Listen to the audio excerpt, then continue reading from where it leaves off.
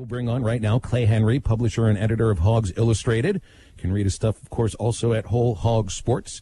Good morning, Clay. How's your Wednesday going? It's doing great. Thank you all for having me again. Good day yesterday for Arkansas football, wasn't it? Yeah. I mean, anytime somebody says no to the University of Texas, I'm in. That's right. Especially when you kind of knew that was going there, right? Yeah, I knew that. It's exactly what I could imagine. What would have been your mindset, though, if Odom had jumped to Texas? Would your head have exploded? Yeah, so here was my mindset on all that, and I didn't say it on the morning show yesterday. I just couldn't imagine him doing that. He grew up in Oklahoma, and I'm sure had some Sooner fan in him, and that they hate Texas the same as we do. And that's an ongoing rivalry. Ours, the young people in Arkansas, they probably scratch their heads when they listen to me because they don't probably get it. We'll teach them a little bit next year before that Texas game, kind of go through, the Texas arrogance and whatever. But, Barry was, he was in the Big 12 at Missouri, played against, Texas a lot. He gets it, and he's from Oklahoma. I just couldn't imagine him doing it. But it's also real flattering for, a program like that to have interest in you, and flattering for Steve Sarkisian, who played against him this past season and knows what his defense was like. It just hit me. We were talking about how you want consistency amongst your coaching staff, and you're getting that heading into continuity. Sam Pittman's second year. Didn't you get continuity in Chad Morris's coaching staff in the 2 years as well? I don't remember too many coaches jumping ship. Here's the difference. It's one thing to have continuity, another thing to have continuity because nobody wants your coaches. Big difference. That's well said. Very big difference. And that you got other coaches that were pursued and only one has jumped. That's Justin Stepp. Sam Carter's going to stick. I think Carter. Home. Yeah, and he went home, and that makes sense. And you keep your strength coach too. So that is. I guess I assumed, and I shouldn't assume that Carter would have gone with Odom had he gone to Tennessee. So let's just say you're keeping 3 out of 4 coaches that have been pursued by other programs. That's correct. And then you had Brad Davis last year was sought after. I can't remember what program, who was it that wanted him, but he had chances. And you know what? There'll be some guys leave, and there'll be some things that happen, and there'll be another guy that gets to go home, so to speak, or whatever. You just hired Kenny Guyton, and who knows? Ohio State comes calling, he's going. I mean, that's just the way it is. And so you're going to have to replace guys, and there's going to be guys that get promotions. And Barry Odom might get a promotion. He might be a head coach again. And that would be the reason why I thought he might go to Texas, is that he thought it would be a 2-year deal, and they had a lot of good defensive players returning, and it might be a stepping stone to a head coaching job. And he can still do that from Arkansas. And I think that the right jobs come open, he'll have a shot. And he might have had a shot at a head coaching job at a lower classification this year. Who knows if Arkansas State was interested. I don't know that, but that's what you're going to lose guys. Mm-hmm. And I can remember, Coach Broyles and his staff, highly fluid, and yet they had continuity in the way they played because he hired good coaches that fit. Well, and the way that you're describing the difference here in these last 2 coaching staffs, and I'm assuming that the same thing was for Coach Broyles' staff, because the best assistant coach in the country award is named after him. You want upward mobility from your coaches. You sure do. Yeah. And there was he's a veteran coach that saw a few practices, in the last 2 years. Not this year. Nobody got to see practice this year. COVID just shut down. We don't really know if former players and coaches will be able to watch under Sam Pittman. I think they probably will, but they didn't this year. It was just COVID. You just couldn't have people walking through your building and coming out to practice. To risk, somebody hugging somebody. Bobby Allen's out there, and all at once, got a former player, and they're going to hug him. Bobby didn't, he retired during the year, but I'm just talking about during camp and everything. Anyway, the guy that I'm referring to watched practice, and he says, well, you've got the teenagers coaching the offense, and you got the grandpas coaching the defense. And I thought that was a pretty good way of putting it. Those two staffs, offense and defense of Chad Morris's group, and neither one of them, those coaches weren't moving anywhere. They were glad to have jobs where they were. I mean, you look at where the previous DC ended up going, and it was a middle school job. So I guess that speaks for itself. How big? I think getting Tykees Crawford to transfer from Charlotte and can play immediately. I think that, to me, this sounds like a pretty big deal. I mean, you've got a lineman that had a handful of games of experience with Charlotte. He's got SEC size. Arkansas already, wanted him a year ago, and he had to go elsewhere because of, I think, academic issues. But you think this is somebody that might show up, ready to play immediately for Arkansas and make an impact on that O-line? I think that's a good point, and perhaps I don't know, haven't watched him, but he is coveted, and he was highly regarded by a lot of other schools. So you would think they saw their game film and saw his game film and would know. But he's got freakish ability. Now, it's one thing just to be big, but he also has really athletic feet, and that's what you're looking for. And I can remember talking to Frank Ragnow this time last year, and I said, well, what is Sam looking for? What's he want in an offensive lineman? He said he wants a freak. He wants somebody that has Sebastian Trotola's size and Traylon Burks' speed. That's what he's looking for, a freak. Sounds tough to find. There's not anybody like that out there, that. But that's Sean Andrews, Jason Peters. That's Denver Kirkland, would fit there. Just a massive body that also has quick feet. And, they have the ability to bend their body and get under pads and have leverage. Somebody that can move in pass protections to cut off defensive ends and set the edge, in the pocket. And that's what you hear about this guy. And, he's young.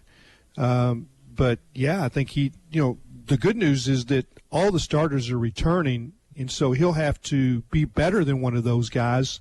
And so that if he plays, that means you've taken a step up in your ability level in your offensive line. Clay Henry joining us here on Halftime. Clay, I want to transition over to basketball just for a sec before we hit this commercial break. We've been talking quite a bit, like, was this loss against Missouri a fluke, or is there some internal problems with this team right now? Now I say internal just with physicality of this team, not being able to score at the rim, different things like that. What's your expectation heading into tonight against a very much better opponent than what you took on against Missouri and Tennessee?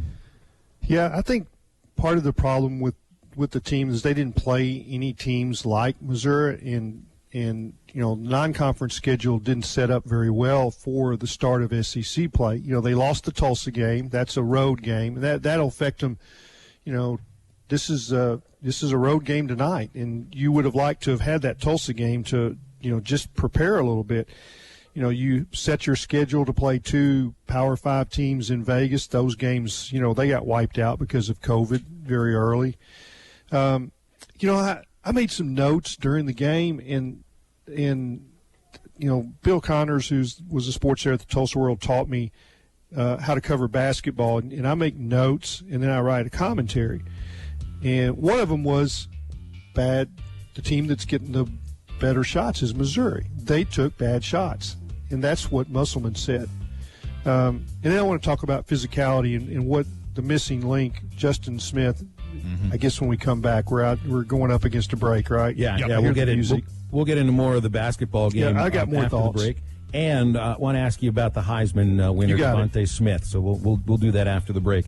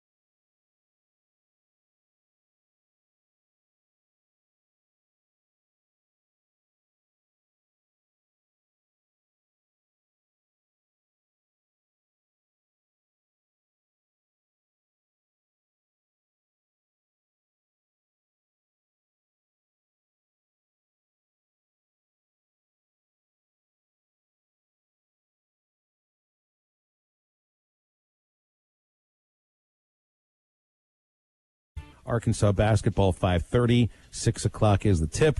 And we continue to talk about that with Clay Henry from Hawgs Illustrated. Will join us for this last segment of Hour 1. Clay, we were talking about how you find a way to you can't. I don't know if you can replace Justin Smith, because I think he brings things, a sort of physicality and the size that I'm just not sure if there is that there right now. The player that I'd like to see step into that role, but I wonder if he's ready for that role as a true freshman, is Jaylin Williams. I like what I see from Jaylin with the ability to shoot from the outside, very athletic. But if you're gonna fill the role of Justin Smith, you've got to be an enforcer, around the rim. You got to bang in the post, and I'd like Jaylin to be that kind of player. I just don't know, if a true freshman is ready to fill the role that what a graduate transfer senior was already filling. Yeah, I think he can grow into that. But what I was going to get to before the break is one of the notes that I made during the game is, what Adriel Bailey would mean to this team. Oh, wow. And, that's who Justin Smith is trying to replace. And I think, in preseason, every story, every thought, everything was about how is this team going to be able to adjust after losing Isaiah Joe, Mason Jones, and Jimmy Witt. And nobody ever said anything about how are they going to adjust with losing Adriel Bailey. And he gave them so many good minutes defensively, offensive rebounds, and he would get an offensive rebound and realize, well, I'm going to get this blocked if I take it back up, and he'd kick it to a three. He'd kick it back out. And that's what they've got to realize. Just because you get an offensive rebound doesn't mean you have to score over Jeremiah Tillman. You don't have to. You can reset and throw it back out, and you might, the outs, the inside out three is the easiest one to make, and they will get that because this coach will coach it into them. They will understand all that, and it's a learning process. And I think you have to have sometimes failure. You'd like to have some failure and not lose, but you have to sometimes. The loss really gets everybody's attention, and it really gets this coach's attention. If you wanted to say bad loser and put it in the dictionary, you'd have Eric Musselman's picture there. I promise you. He does not like losing. And, there was a game last year where he never looked up. He looked at the stat sheet during the whole interview, and there were people frustrated that he sounded pessimistic after this game. Well, that's just the way. And you can't change that, and that's what makes him a good coach, is that he will be fixing the issues that they have. And I thought they rushed everything. The poor shooting, and I mean they took shots early, and they, it's okay. Connor Vanover can get that three off if he wants to. But if they make a couple of passes, maybe it comes back to him, and he's got two more steps open and can set up a little more smoothly. So I think that's what's going to happen, and it may not happen tonight because Tennessee's really good. Yeah. And I wish they weren't catching them right after a home loss. That's probably not what you want. So, but there's going to be. This is a season in the SEC where there's going to be ups and downs, and you just need to get to the end and be a hair over 500, and you're in the NCAA tournament. That's got to be the goal. I think, we want it to be more than that, but just don't give up on these guys, because back to your original question, I think Jaylin Williams can be that. He's not going to just snap your fingers and be there. He's going to have to work his way into it, and they'll have to coach him into, all right, this is how you play, and this is how you battle, and this is how you and it might be that somebody else emerges as that. I don't know. But you can also play with finesse. You can, they may not be the exact, have a 1, a 2, a 3, a 4, and a 5. They may not be that kind of team. And you can win basketball games without having, the perfect complementary players at every position. Okay, we need to have a 5 and a 4. They may not have that. I think you mentioned the word finesse, and this seems to be a finesse team, and Smith was the real physical player on the team. I think Vanover is finesse. Moody, I think, has some finesse to him here, and if you're looking for somebody to... He will toughen up. Moody will toughen up. Just he's a guy that's going to happen, I think. But you're right. Right now, he rushes it inside a little bit and doesn't finish great with contact. But he will be. He's a freshman, and he will be that before it's all done. May not be this year. We had a couple of listeners yesterday, Clay, text in asking, what about Ethan Henderson? It was the same thing the year before. I think Ethan is what he is by now. He's not the answer. I didn't think Vance Jackson was going to be the banger, the physical presence, but the guy has size. He's got a track record of scoring and being a successful college basketball player. And right now it's like I feel I've given up on him totally. I don't know if Muss has, but when you needed somebody to shoot and hit some shots, and one of your guys who you brought in during the offseason that's supposed to be a great shooter plays a minute 30, something's wrong. Yeah, clearly everyone knows what's needed at that position, and it ought to be staring Vance Jackson in the face. Yep. And does he step up and try to play a little bit in that mode? I'm not sure. But what he's supposed to be good at, he hasn't been good at. So it's tough to give him minutes for that because he hasn't shot it well. He's supposed to be a good shooter.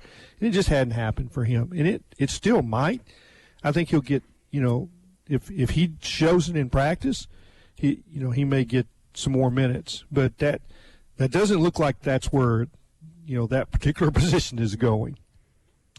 Got a couple more minutes here with Clay Henry, the publisher of Hawgs Illustrated, here on Halftime. Clay, let's get your thoughts on the Heisman Trophy last night, the first wide receiver to win the award since 91 when Desmond Howard didn't. And I know it's one award, but in a sense, did it kind of bring back the unpredictability of the award a little bit now that it's not a quote-unquote quarterback award, or am I jumping way too far ahead right now? Oh, I think it probably still is a quarterback award. Just look around the other guys that got vote. They're quarterbacks. I try to put a defensive player and another non-quarterback player on my ballot, 1 through 3. You vote 3. And I voted Devontae as my number 1. Last year I had Isaiah Simmons on my ballot. He wasn't first, the linebacker or safety from Clemson. He played like a linebacker. And I've always looked for a defensive player just because I think that you don't want to just list 3 quarterbacks. You could have done Mac Jones, Kyle Trask, and Trevor Lawrence this year if you wanted to. I think Kyle Pitts is a guy that might have deserved it if he had played in a few more games. The unfortunate thing about the Heisman is it's what you've done lately. So Kyle Pitts dominating early was just off the radar by the end of the season. And he, missed some games because of injury. I would like it if they waited till all the games were done. Have the Heisman Trophy next week. I think it's unfortunate that it probably was a distraction for a lot of the Alabama players this week when they're trying to play a national championship game. And we'll see, is that something that plays into the game? Will Devontae have a great championship game? Coming off the Heisman. They sometimes lay an egg right after winning. We've seen it in the past. But he's a deserving winner, and you can see the margin of victory and the number of first-place votes. He was an easy choice. Who do you think the favorite will be heading into next season? And I know we had this kind of conversation yesterday. It was like the past 2 winners have been not necessarily nobodies, but they weren't even in the top 10 of like the predictabilities or different things like that. So maybe that may not even be a good question to ask, just because you truly never know who's going to slip up and win this thing. No, I mean it is the favorites don't generally win. That's true. Something happens to them, whether that's too much pressure for them and they don't handle it well, and we don't. There's injuries, there's other things, and unfortunately, the the guys that seem to win are on the best teams, and that may be wrong as well. In other words, it's if you're on a 3-7 team, I mean, how would you consider anybody on Arkansas's team? Right. Just based on, and Traylon Burks was a heck of a player. So your team has to do well for you to get the attention to just grab the nation. And I seem to remember a running back from Indiana named Anthony Thompson that dealt with the same thing. He had a great season, but he played for like a 5-6 Indiana team. You're not going to get votes. All right, Clay, we've come up against the break. Appreciate you, man. Thanks, you. Clay. Enjoy it. Thank you. You got it. Clay Henry joining us every Wednesday from Hawgs Illustrated.